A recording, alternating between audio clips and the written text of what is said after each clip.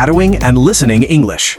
Hey, English learners! Welcome back to Shadowing and Listening English, the place where you don't just listen to English, you live it through real-life conversations. I'm Alice. And I'm David. Today, we're tackling the giant in the room, the debate that has ended friendships, started wars, and kept poets writing for centuries. Love or money? Which one actually builds a life worth living? Alice, if you tell me love is all you need, I might actually walk out and go find a job that pays me in hugs. Oh, please. And if you tell me money buys happiness, I'll make sure to Venmo you for the coffee I'm drinking right now. Deal. But seriously, Alice, let's start with a classic. If I offered you $10 million right now, but you had to stay single for the rest of your life, you're telling me you wouldn't even consider it? $10 million? That's a lot of dogs I could adopt, David, but honestly, no. At 80 years old, a pile of cash won't tell me stories or hold my hand. It's just paper. It's paper that buys the best healthcare, the best views, and the freedom to never say yes to a boss again. Isn't freedom the ultimate form of love for oneself? Okay, let's pivot to a hypothetical. Would you rather marry a multimillionaire you have zero chemistry with, or a soulmate who's perpetually between jobs? Ouch. Look, being a soulmate doesn't pay the electric bill. I'm not saying I'd marry a robot, but financial stability is a form of self-care. It's hard to feel butterflies when you're worried about a notice from the landlord. I get that. Stability is sexy, but imagine coming home to someone you have nothing to talk to about. You're sitting in a mansion eating Wagyu beef and the silence is deafening. That's not a life. That's a luxury prison. A luxury prison with high-speed Wi-Fi and a heated pool, but let's be real. I've never seen anyone crying on a jet ski. Fair point. But jet skis don't hold your hand when you lose a family member. They don't laugh at your stupid jokes at 2 a.m.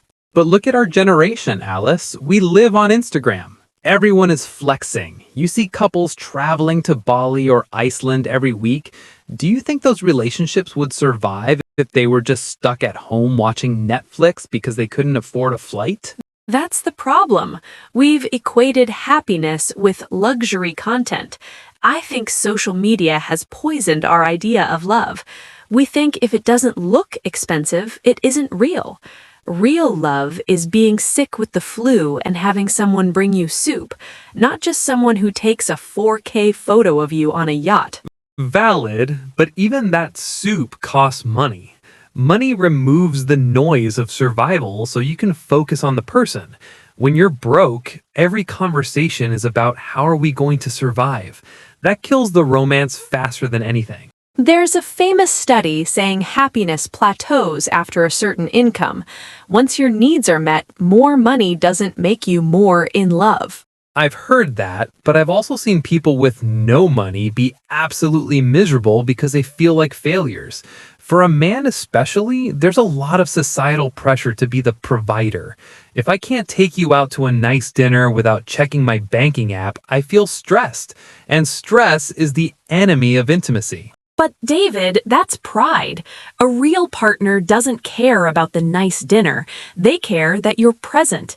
I'd rather have a $5 pizza and a 5-hour conversation than a $500 steak with a man who's checking his stock portfolio every 2 minutes.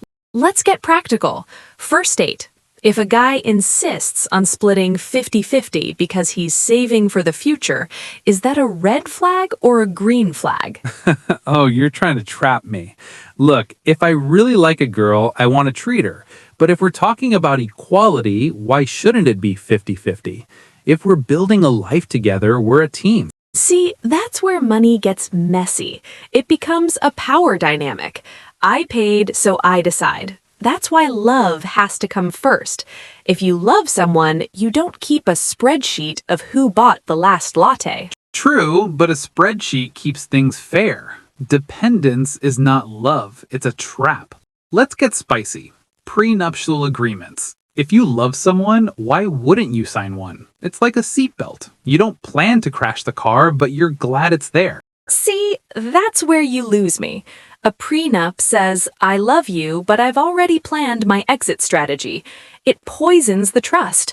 Love is about being all in, David. Not all in except for my 401k. That's romantic, but statistically naive. 50% of marriages end.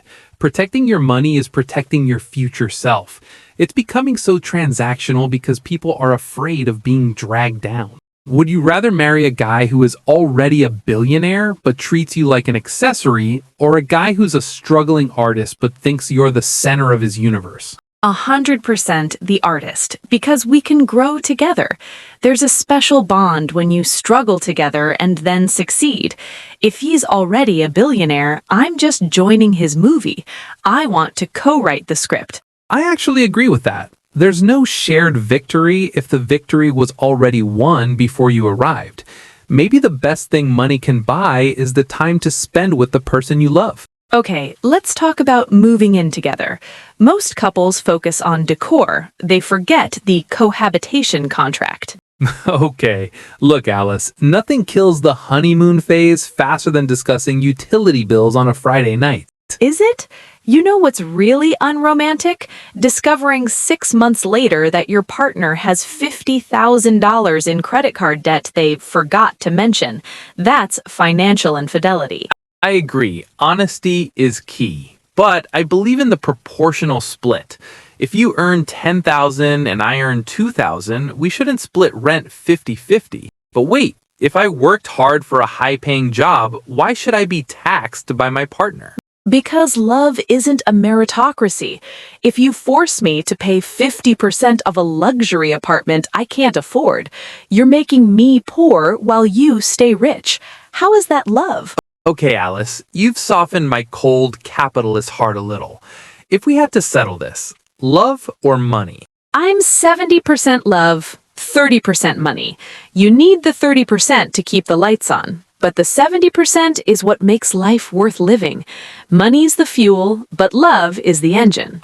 I'll go 60% security, 40% connection. Because without security, the connection eventually burns out under the pressure of the real world. I can live with that, as long as you're the one paying for the pizza tonight. Deal. But only because I love you. And there you have it. Whether you're chasing butterflies or chasing checks, the answer lies somewhere in the middle. Money can build a house, but only love can make it a home. Thanks for joining our debate. What about you? Are you a David or an Alice? Let us know in the comments. And remember, the best things in life are free, but the second best things are very, very expensive. See you next time. Your progress doesn't end here. To continue advancing your English skills, click on the next video or explore the additional videos we've thoughtfully selected for you.